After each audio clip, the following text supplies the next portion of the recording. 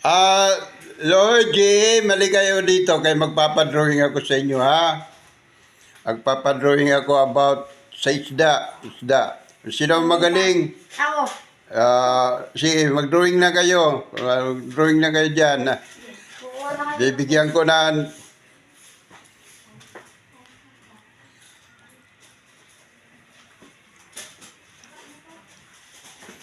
Bilisan nyo.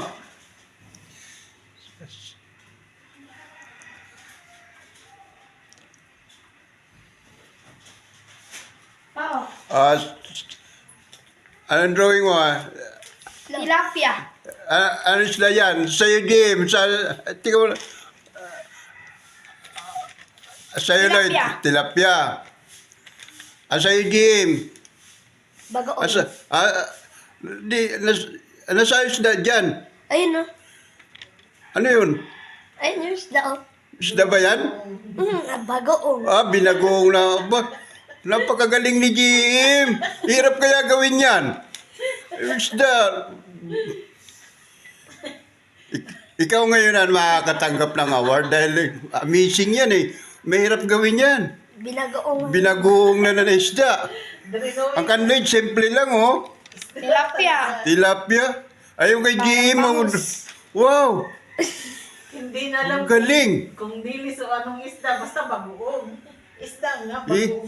Hirap kaya yung mag-drawing ka ng bago o isda, tapos binagoong mo na. Kaya pala ang gulo-gulo. Pala ang gulo-gulo na drawing, akala ko ano lang yun, binagoong lang pala yan. Wow, ang galing naman. Proud na proud talaga ako kay Jim. Ito lang talaga apo ko na magaling talaga. Ito, huwag mo sayangin pag-aaral mo ha. Tuloy-tuloy mo yan para paglaki mo, fine arts ka. Magaling ka mag-drawing. Okay. Thank you. Bye-bye. Yan lang muna. Bye-bye!